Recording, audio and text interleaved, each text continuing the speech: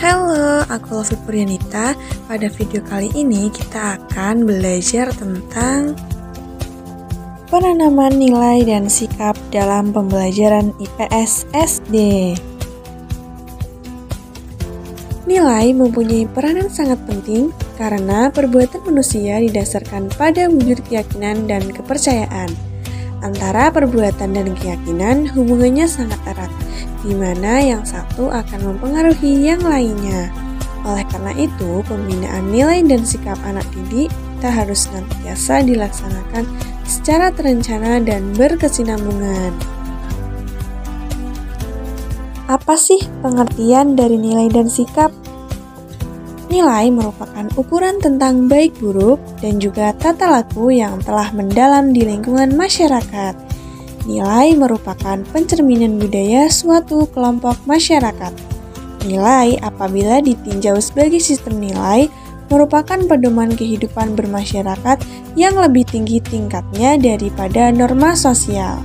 Karena norma sosial itu juga bersumber dan berpedoman kepada sistem nilai.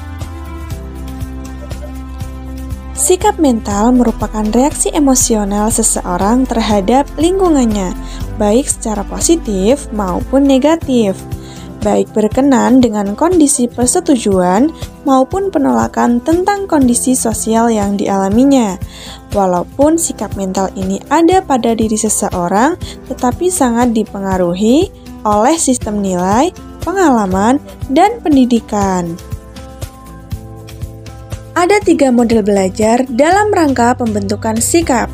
3 model tersebut adalah mengamati dan meniru, menerima penguatan, dan yang terakhir adalah menerima informasi verbal.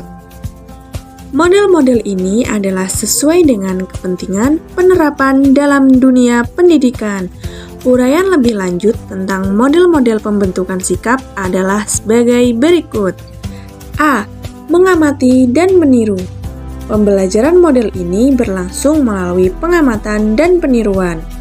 Berdasar kenyataan bahwa mayoritas perilaku manusia dipelajari melalui model, yaitu dengan mengamati dan meniru perilaku atau perbuatan orang lain, terutamanya orang-orang yang berpengaruh. Melalui proses pengamatan dan peniruan akan terbentuk pula pola sikap dan perilaku yang sesuai dengan orang yang ditiru. B. Menerima penguatan.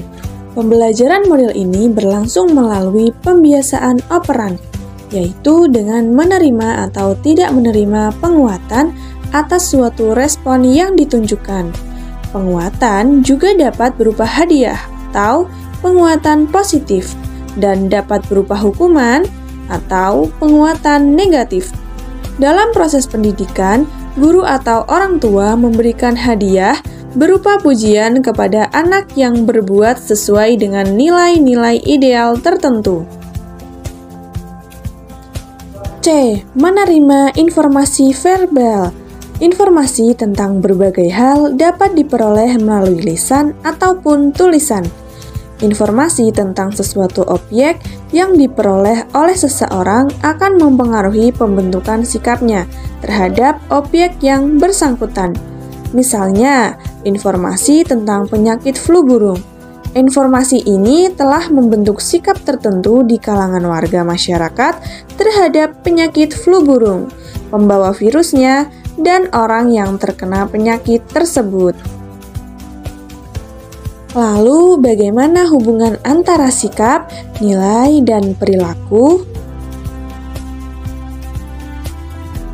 Jadi, antara nilai, sikap, dan perilaku itu sangat erat kaitannya.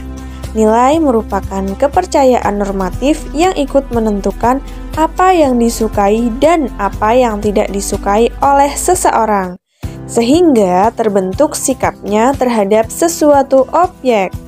Selanjutnya, sikap akan mempengaruhi perilaku dan perbuatan seseorang.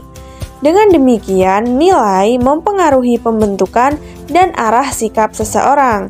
Nilai juga dapat mempengaruhi perilaku dan perbuatan seseorang. Selanjutnya adalah penanaman nilai dan sikap dalam pengajaran IPS SD. Nilai-nilai yang perlu ditanamkan untuk pengembangan pendidikan IPS SD merupakan nilai-nilai pokok dan mendasar bagi kehidupan manusia, seperti 1. Sikap menghargai kepada setiap manusia. 2. Sikap tenggang rasa, jujur, berperilaku adil, suka mengabdi, ramah, setia, sopan, dan tepat janji. 3. Sikap demokratis dan menghargai gagasan orang lain serta mau hidup bersama orang lain yang berbeda.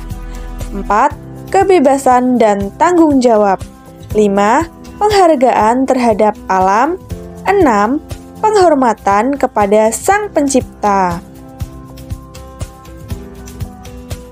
Pada siswa kelas rendah, unsur-unsur permainan dan penanaman nilai tidak boleh dilupakan, sebab pada tahap ini siswa dikondisikan untuk merasa senang dalam hidup bersama, bersosialisasi, dan mulai mengenal ilmu pengetahuan.